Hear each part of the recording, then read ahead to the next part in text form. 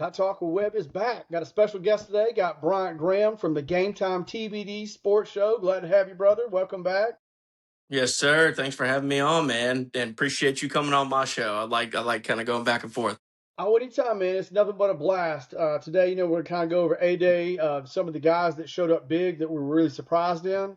Like I said, today was A-Day had some surprises. Like I said, I would say one of the big drawbacks is we lost a really good receiver in Noah Rogers. DeBoer had said he was a really great receiver. He was so consistent, the most consistent receiver actually out of all of spring practice thus far.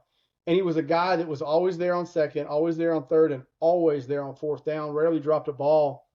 He went down. He'll be down. They don't. I haven't seen anything right now that what the injury actually is to his lower leg, but he's going to be out most of the season. Um, but yeah, we'll just go over some of the guys, and I'll throw it down and let you go down. Now, the first guy that was a big surprise to me, Bryant, was Keelan Russell. Wow. He was Man, 21 of 33, 240 yards, 4 touchdowns, and an INT. And you could just see the difference in the huddle versus him versus Mac. And let's not take nothing away from Mac because it's a long spring, long summer. They said he was injured, but he still I think he got like 100 yards and a touchdown and one INT, but he just held on to the ball. It wasn't really command of the pocket, um, slow in making decisions. What did you see in that? yeah, and man, we're so used to these games being televised, and ESPN, and when Nick Saban was there, and part of it's not necessarily because of that allure, but one of the big reasons why it's not televised anymore is because the portal. You had that spring window, so a lot of the coaches didn't want to showcase their talent for other teams to go coach. But thankfully, we got away from that this year with the portal. The still need some changes in that portal, but thankfully it's reduced to one window. So hopefully you see more of these games on TV. But the clips that I did see, man, I mean, Keelan, like you said, there's like a certain energy about him, and I don't think as far as this job, first thing I'll say, I don't think, of course, our first instinct is, oh, he's the front runner. He's going to win the job. Things that I heard before that was Austin Mack was taking care of the football and he was making the smart decision and he made good plays, and Keelan made electric plays, but had some poor decisions. And a couple things that I did hear is that Keelan did have some passes that could have been intercepted. Take it for what you will. The thing though is that another thing about Austin Mack is that he only had 13 passes on 4 drives. It does look like they weren't really they wanted to get him out there because he was able to, but it doesn't look like he probably did have an injury. So take that with a grain of salt. And we'll see where this battle goes. I mean, I think it'll go into the fall. I do think Keelan's going to win the job. And part of the reason is because he is some of those plays that he was making, man, where he's just so electric. I mean, he's kind of veering to the left and he throws a ball to our new wide receiver who number 8. I think it's Sedarius Morgan, maybe. Sedarius Morgan, freshman, huge guy, and then you got Derek Meadows as well. But man, the way he threw that ball and the way he was zipping those passes, he was juking out some defenders. I think he's going to be dangerous with his legs. I think he's going to have some opportunities to run and get first downs that way. And Ty could do that too. But Keelan's probably going to be a little more effective with that. But I think the biggest thing that I noticed is the pocket movement. He was just so active in the pocket and he was making really quick decisions. And that's for a guy that has never played, 19 years old and only has a couple games, trash time under his belt. I mean, the biggest thing that I saw was the arm talent with the zip that he put on the ball, the accuracy, the ability to take deep shots. That is something that we missed last year. Now, I think part of it, you have Sedarius Morgan and yeah, you have a couple big receivers that we're going to have, paired with a Ryan Williams this year and last year Brooks. Of course, you miss Noah Rogers. That's going to suck, and hopefully he's back for like the Georgia game midseason. I think we can do fine without him there, but nonetheless, you're going to have some big receivers, and I think they're going to try to throw the ball downfield, and it looked like that's something that he's comfortable doing. Kind of like Tua. Like Tua was a risk taker. He would just chuck the ball downfield. He knew he trusted in his receivers. I think last year Ty made the smart decisions most of the time in the intermediate passing game, and that's something that we needed. Coming off of Milrow, where it was either deep ball or sack, strip fumble. So it was refreshing, but I do think that Keelan's he's a little more ballsy, maybe a little more confident in his deep ball, and I think he showed that as well with the zip and the pocket movement. So those are the things that excite me the most, and just that he's got some sort of energy about him where he can take over the locker room. And Ryan Coleman Williams, if you will, had a comment about like there's just a different energy about him. I don't know exactly what the comment was, but it kind of seems like he's the locker room guy at the. Yeah, he is. It's almost like that old episode of Chappelle Show when they talk about Rick James walking out there and he had that orange aura and just it was different. And he's the same way, and you can see it clearly when he steps on the field. It's different. He brings a little bit obviously mobility, but he's got the arm strength. He's that guy that it's kind of like Johnny Manziel where you can't sleep on a play. I mean, it could be 4th and 1, he'll gain 20 yards or whatever, and it was big. And it was very interesting. And I hated, like I said, Noah Rogers going down because he was kind of, from what DeBoer was saying in the spring, you had your big three. You had Lazir Brooks and you had Coleman Williams and you had Noah Rogers. And it was like, oh man.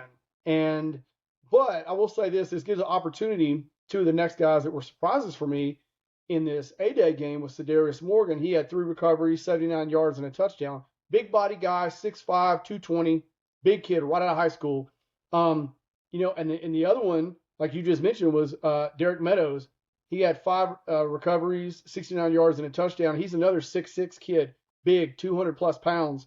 And one of those guys has to step up and kind of take that Isaiah Horton role in the end zone, or the big guy, like, kind of like a Shaq down under the goal, throw it up to him, and he's going to get the points. And so one of those guys are going to have to step up, or honestly both, because when you've got Noah Rogers, I'm pretty much counting him out until the very last 3 to 4 games, depending on how severe his injury is.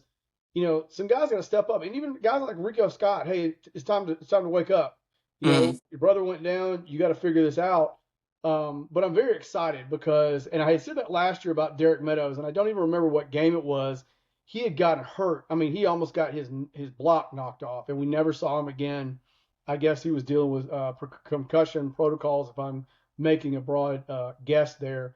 But I was happy about both those receivers, and I will say going into the stretch of the season, probably both are going to have to step up because you're not going to have the dependability of Rodgers, I would say, for most of the season. And when he comes back, he's going to be rusty as all get out. So they were 2 great surprises, and I'm really glad to see them coming on with the loss of Isaiah Horton, which I hated to lose to Texas. Yeah, and we're going to miss Germ too. So it's some guys are going to have to step up. I think Ryan Williams is going to need to take over, I guess you could say, that Germ role and kind of be that reliable receiver that, makes those possession catches, doesn't drop the football, like, there when you need him. And he made some good plays. He made some good diving efforts. I know Austin Mack kind of threw a nice, pretty deep ball. Actually, one of his short few passes where Ryan went and got one close to the end zone. He was out there making some plays, didn't have any drops from what I heard, and has a different energy about him. I know, like we've discussed before, he's getting married. I think there's probably a little different energy about him. I think he's going to have a big bounce back year. So, I mean, I really like our receiver room, and especially when you got a guy like Keelan that can zip the ball. He was throwing down the middle, down on the sideline. He was doing the check down passes. I mean, he was doing everything that you would want. For sure. And like I said, Keelan also had one of his longest, I think, actually was to Cedarius Morgan as a 40-yard bomb. Great. And I did see that one because the shout out to the Bama Standard podcast. They were able to get some footage a lot, and I think about 30 minutes of it, 20 minutes of it, and put it up. And I was able to see some of those actual live footage, which was really good. Another guy I thought was really surprising to me. Now, I had mentioned this before, and I think I had mentioned on your podcast actually too, was a running back everybody was not really looking at, Trayshawn Brown. He had 6 carries, 25 yards, but he also had, I think, 4 or 5 receptions for 50-plus yards. Every time he grabbed the ball, he was making something happen, which was very exciting. And it's funny because everybody kept talking about Crowell. highly recruited guy, stud. He's in a boot right now. God bless him. He's hurt, and everybody's like, "Who's this? Who's Brown? Who is this kid? Out of Texas?" Mm-hmm. And he's making some noise. And I know a lot of people think he's catapulted himself into like the fourth position, but I mean, if he's doing that, I mean, he's looking better than Riley to me, and even AK Deer to a certain point. Obviously, we know Hill's going to start. He's the starting RB. Yeah. But I will say that there's there should be a position too, and this is where fullback or tight end comes in. I really would like to see Alabama this year go into some fullback formations. If we're on the goal line, can we just put a lineman in there, a big lineman Yeah. at fullback, and try to like block, lead the way, whatever, or get a Jalston Fowler? Nobody recruits fullbacks anymore. Anybody. Yeah. If I was Bama, I'd say, hey, look, I know we're bad in the offensive line. We may not be great. Let me go and see if I can offer a scholarship to the best fullback I can find in the country, the biggest Yeah. hawk I can find. Like, somebody likes to hit, somebody likes to block, and also get the ball some. I would like that too. But your thoughts? Yeah. I heard from Chris Stewart that there was a few plays where we had a tight end in the backfield to kind of help with the blocking, kind of that fullback position. So hopefully, and part of it. I mean, obviously, a lot of this tape gets leaked out, which is good. I mean, we need to see it, and I think they probably kept parts of it, but that might be a wrinkle that they're going to throw in. I mean, we're confident. I mean, I'm confident at least that this coaching staff, they understand they have to run the football this year. That's why we went out. That's why we fired Coach Cap and got an offensive line coach and a tight ends coach that used to coach the offensive line. And the tight ends that we have, I'm pretty sure they're going to get trained up to really focus in on blocking because we've got a lot of receivers. We've got different kinds of receivers, like you mentioned. You got your big guys. You got your Rico Scotts and Ryan Williams. You got a lot of depth there, even without Noah Rogers, and then he'll come back. I think they're going to have a primary focus on running the football and utilizing those tight ends to do so. So I feel comfortable with that. And that Oklahoma State transfer that we got is going to be promising. Yeah, he looked good. So did the tight end Pritchett. He looked good. He had a few catches, had a few good blocks. And a lot of people in the spring were saying, Josh Ford is the real deal. He looks really good. He was on a really bad team last year, so he struggled. But I was very excited to see that people were talking about him. Another guy that kind of came out of nowhere, defensive tackle. I'm probably saying his name wrong. Bumua. There was one play and it went viral kind of, I guess, through the Alabama circles.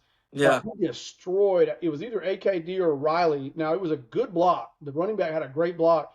He picked him up and just threw him down like it was, and you're like, whoa, like where has this guy been hiding? And he was moving a pile most of the day. He was looking really good.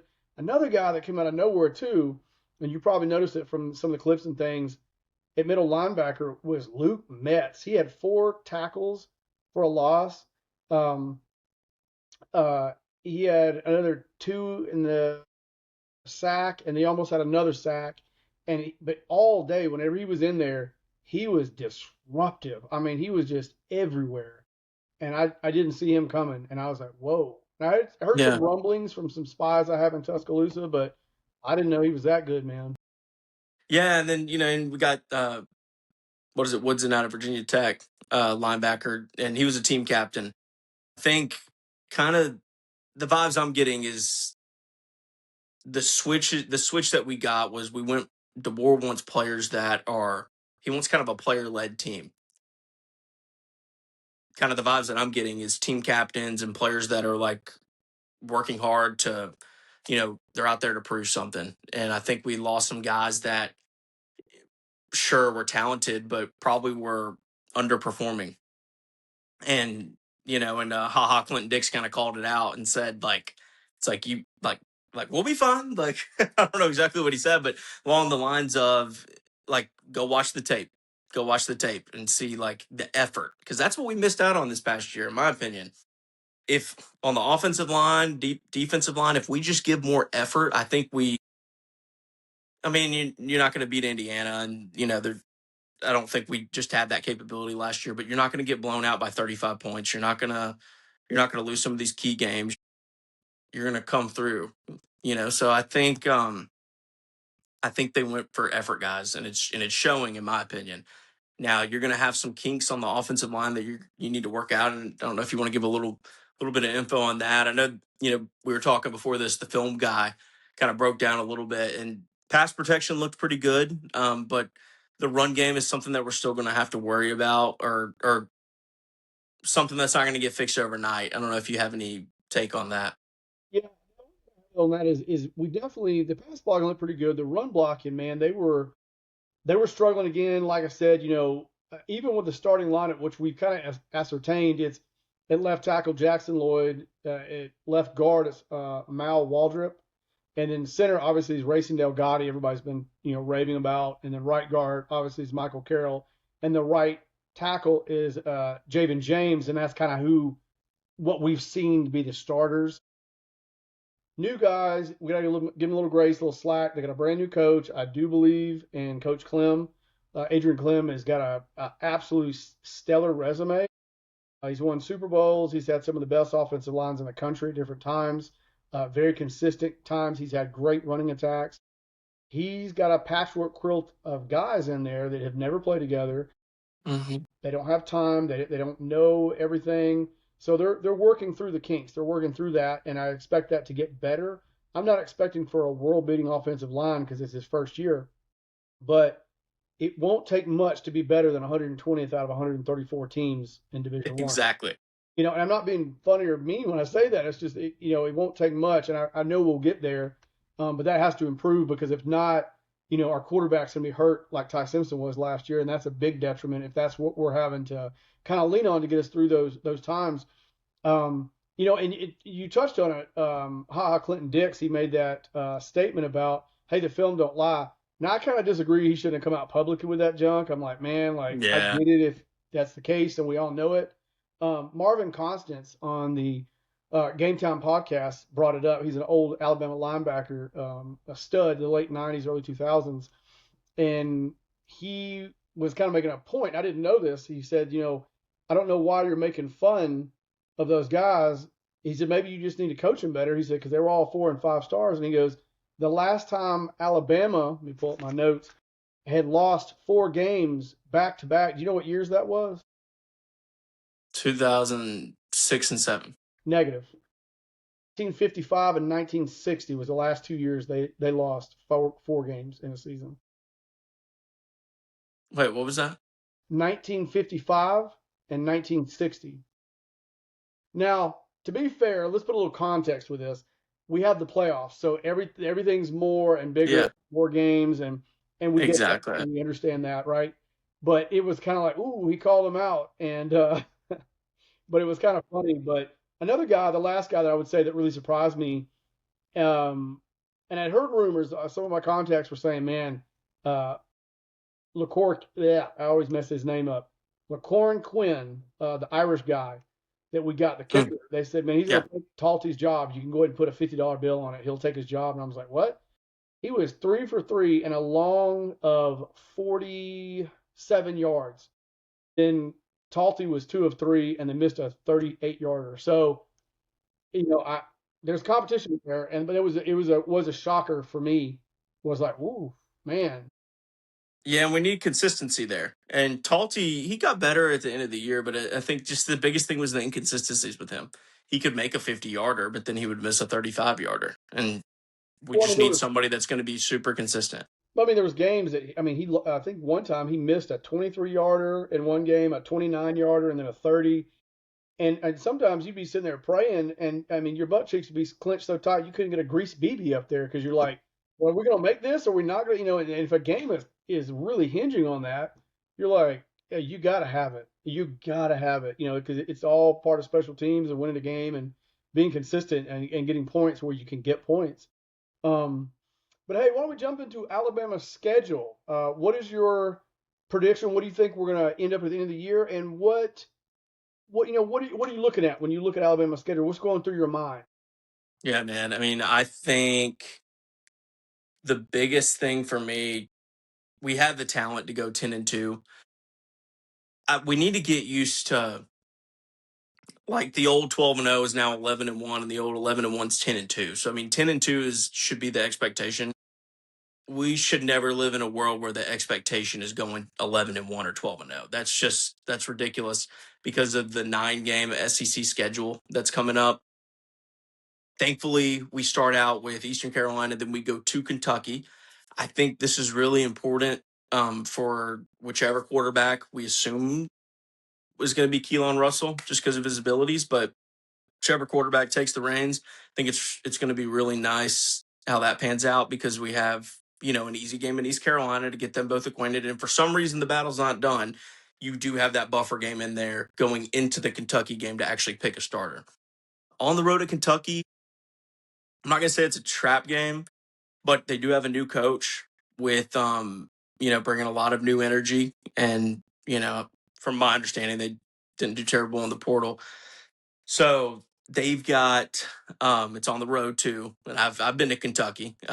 It's not a world-class environment, but but they get pretty loud there. So, it's going to be a test, for a new quarterback going on the road, SEC week 2. We're not used to that. We're used to a few games, and then you got Florida State at home. So, and then if I'm not mistaken, I don't have the schedule pulled up. I think after Florida State at home, then you go on the road or you have South Carolina at home, But and yep, then you you got have South Carolina home. You can go and Mississippi State after that. Mississippi State. So if you wanna have a championship season, you got to start 5-0, because this is where it gets really tough. Is you have Georgia at home, but it's Georgia, and then you go to Tennessee, and then you have Texas A&M at home, correct? Then you have a bye week, then you have LSU, and there's games after that. But that's the core of the schedule right there: is Georgia, Tennessee, Texas A&M. Yeah, you get a bye, and then LSU. That's a gauntlet of 4 games in 5 weeks. So, and the bye comes at near the end of that. So that's going to be the test. If you go 2-2 in those, I think if you go 5-0, but then you go 2-2 in that 4-game stretch, I think you can easily go 10-2 and make the playoff. I think you finish with Vanderbilt, Auburn, and then who else is in there? You got Chattanooga, so you might as well pencil that in as a win for sure. So those 3 games. Yeah. Yeah, those are the last 3. So if you start 5-0, go 2-2, and then you finish off 3-3, that's a successful season in my books. I mean, because that's a pretty tough schedule, and whatever SEC schedule you look at, it's going to be a gauntlet. Some worse than others, but that's a tough 4-game stretch. What's your opinion? Yeah, I'm with you. I mean, in my opinion, my humble opinion, there is no reason we shouldn't be 5-0 heading into the Georgia game. The thing when I'm looking at this, like Florida State does make me nervous because we did not play well against them last year. And I don't really know what they have this year. The old riverboat gambler, Gus Malzahn ain't gonna be there, so that'll make me feel a little bit better. But when I look at this, I'm a little bit different. I feel like South Carolina's a trap game. They've almost beat us 2 years in a row. South Carolina, I mean, I get it. They're South Carolina, but both last 2 years they've given us every bit of what we wanted, and we all were saying a prayer then the last few seconds when that time ran out. So they could give us some problems. That's a trap game in my opinion. Going from October 10th through November 7th is a gauntlet, like you said, and I agree with you. Georgia is Georgia, but Georgia, if I was going to bet, I'd say we lose to Georgia. And the reason I say that is, and I hope we win, but they're the most senior team in the country, veteran quarterback. I mean, got everybody back. Most everybody on that coaching staff is back. So that's going to be a tough one. Tennessee, we don't know what they've got yet, but but like I said, you got Heupel there. It's always a gamble. He's a great coach. He's really tough. I mean, he could grab near you off the street and put us at quarterback, and we'll have 2,000-3,000 yards on that team. That's just the way it is.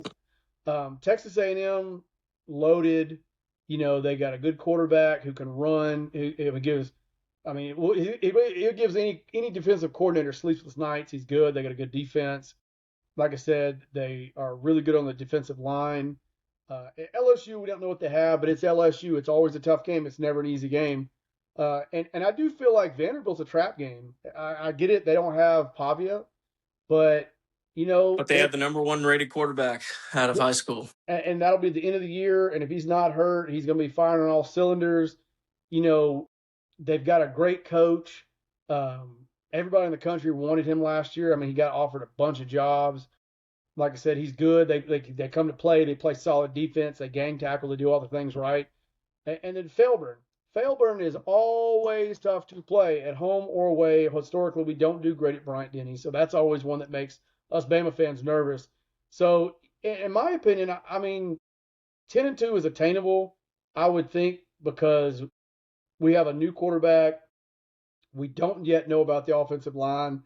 I'm gonna say I would be happy with 3 losses if we can come out of that whole stretch, even Auburn, and just have 3. I feel like we I don't know if we'll make the playoffs, but we have a shot. We have a shot, right? Yeah. It's Um, with that schedule. I mean, 9-3 still gives you a little bit of a chance, yeah. depending on who you beat, who you lose to. I just think a lot of our fan base. I mean, what's your opinion on? I mean, I hate even it's year 3. I hate even bringing up the fact of what would get DeBoer fired because I want him to succeed. Hmm. I believe that he will. Um, and they showed last year that coming off a terrible opening loss, they had some adversity, and they almost went on an 11-game win streak. If Talty would have made one of those kicks in the Oklahoma game, we would have won 11 straight. So with it, this coaching staff's been through adversity. They don't just fold over. So I mean, I believe that they can have a really productive season, but nonetheless, our fan base is kind of crazy. So Well, what? um, you have to hand it to the board. Excuse my language, the brass balls on that guy to take a job after the best coach in college football history to this point is one heck of an acumen to go do something like that. So, I mean, honestly, even if we lose 4 games next year, I don't think he gets fired. I mean, yeah, we have a crazy fan base, and I get it, but these are different times. You have longer seasons now. You have playoff games. I mean, let's be real. If I'm not mistaken, correct me if I'm wrong. There's only 4 coaches in college football right now that have won national championships. Mm-hmm. Only 4. And there's no back to backs anymore because the way the portal is and everything the way it's structured and contracts and all that and longevity. People don't play together for 3 and 4 years like they used to, at least 3. So, I mean, yeah, I'm sure there's going to be people like, fire him. Even this year, the only people I really wanted gone, I'll be honest, was the offensive coordinator and the offensive line coach. Now, do I think if we see a lot of performances from, let's say, Grubb, where he can't run the ball and he looks lost and he doesn't change the game plan like he did a lot of times last year, I think he's on the hot seat. Yeah, I will tell you that right now. Oh yeah, I don't think he'll be coming back for Yeah. a 4th season or a 3rd season at Tuscaloosa. I just don't see it. Um, you know me. I've said it to the death of everything. I always thought that DeBoer should have always kept Tommy Rees. I was a Yeah. fan. I liked him. He game planned different for every game. I thought it was very undervalued. I thought it was amazing. But like I said, I got faith in Grubb. He's just going to have to run the ball better and be able to adapt quickly in games. DeBoer, I think he's in it for the long haul. And let's be honest, I think if he loses 6 games, he's not fired next year. That's a little bit of a stretch there. I'm gonna go. That I'll would be. stand on it. I'm gonna stand on it. The reason I say this is, you think those boosters are gonna cough up 60 million to pay him out? And then who you gonna get? That's the other problem. Because you've only got, in my opinion, if you're gonna get like the creme de la creme right now, it'd be 2 guys, in my opinion. It would be Kirby Smart and Lane Kiffin. So there's not a lot of those guys out there. And my feeling is if we can just get to the playoffs consistently and keep recruiting consistently, we'll get back there. It's We'll win a not, championship at some point. yeah, but even Georgia's not stacking it up like they used to. They're just not. The college football is not what it was 3 years ago, 4 years ago. It's just not. And even all these people like with all this money like Texas. Oh, okay, where's their championship? Well, okay, look how much money. One of the top 2 rosters in college football the last 3 straight years was Texas A&M. They haven't won 1 game in the playoffs yet. Not one first round game. So I think Bama fans, and I have to tamper it myself because we went through a lot of great years Mm-hmm. under Saban. Hey, not every year you're going to win a championship, and it's even harder now because you don't have just 2 playoff games or 1 playoff game to get there. You've got like 4, and you hope you draw the right teams to get there and don't have injuries and everything else. I mean, Yeah, even if yeah. Saban was a coach, he would. Mm-hmm. I don't think the win loss record would be that much better. Maybe a game or two he would have won over the Maybe, past yeah. couple of years. Now I think the thing that pisses fans off though is the way we've lost some of these games. Now Indiana, after what they did to Oregon, I was like, okay, Right. like they spanked Oregon, and honestly, that was less of a entertaining game than ours. Ty Simpson broke his ribs and fumbled, and then it was kind of over from there. And we went for it. There's a lot of things we could talk about on that game, but we kind of just let it get over late. We kind of let that one run. But there have been some other blowouts that the fan base is like, I think a large percentage of the fan base is okay losing really competitive games. So if we go out there and we're somehow 8-4, but we lose 3 games, maybe we have 1 10-point loss, and then it's like a 1 point loss, 2 point loss, 3 point loss. I think the fan base would just, yeah, we would be annoyed because 8-4 is the worst we would have done in a long time, but it would be kind of like, wow, we almost were 10-2. I think just improvement, not necessarily in wins or loss, because we could go 9-3 this year and technically be a better football team just because the way the schedule works, we could lose some game winners, kind of like a couple years ago when we lost Tennessee on a game-winning field goal, and on a game-winning field goal, and then LSU on that 2 point conversion. We were a couple plays away from going 12-0. You can still improve despite the win-loss record. I think that's the biggest thing. If we go out there and lay some eggs and just look like inconsistent and crappy, then that would be kind of the cause for a coaching change, but I don't think that's going to happen. I think this coaching staff is on top of it, and DeBoer has a great track record. So I mean, he would be going against his history. Only thing I want to see, man, and like I said, I don't want like Florida State games where you show up and poop the bed. Like I don't want like show me effort. You know what I'm saying? Like don't do playing crazy and acting like you've never been on a football field before. And and some of the things I think DeBoer has been weeding out, and I hope he does is, I like God forbid I ever see an ice cream truck pull up at some of these summer practices. I'm gonna lose my mind. Or these players out there painting their fingernails and stuff. Like take that junk up north. That's not for the South. If you come to the South, leave that junk up north. There's nothing for a Southern person to do, and especially when you're playing in the SEC, negative. Now, I'm not saying we have to go win a championship next year, but I'm like you. Show me improvement. If we win even 3 games and you win it by 7 or less, okay, but show me something. Now, I do think a lot of people are not talking about this. I think that DeBoer or will have a great defense in Kane Womack's defensive squad. I think Oh that we'll yeah, have a man. really good defense, and I think it'll help us keep us in games that maybe are close, or maybe the offense is struggling, or maybe having a new quarterback, it's just not happening, or we can't run the ball. That'll keep us in games. But I do want to see improvement on the offensive side where, hey, if this ain't working 5, 6 plays in, change the game plan, figure out what it's going to work, and change quickly and be able to do that on the fly. Don't go into the game and then, at halftime, you think, well, maybe they'll change it in the third quarter, and it's the same slop.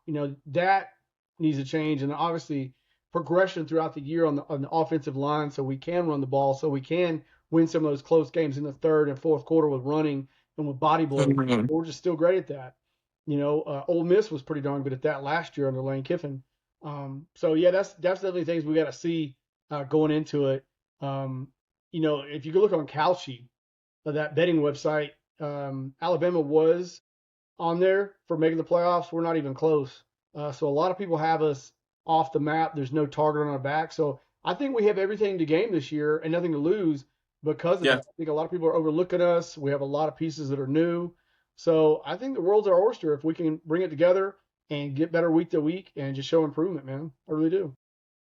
I agree. And I mean, like we started the show off, Keelan Russell. I really hope he wins the job because he's got this it factor that I just think he's not going to let the team down. He's going to kind of put the team on his shoulders and have that mentality. So I'm really excited to see him mature. Oh yeah, I am too. And I think it's gonna be a good season. It's gonna be fun, and hopefully it goes our way and we get to playoffs again. And but I still don't think anything happens to Boer even without a playoff run. Like I said, I think the true fans like us know that like you can't throw the baby out with the bathwater after 3 years. You got to give it time. You got to give the process time and everything. Hmm. Get his guys in there, change some things. He's learning better. He's getting better recruiting contacts down here. He's starting to know what it means to play in the South. And Bama fans have to just be patient and realize this ain't 10 years ago SEC. And that's the way it is. And so, but yeah, thanks for coming on the podcast, man. I had a blast. Yeah, And man. we'll have to do it again soon, brother. Yeah, appreciate you.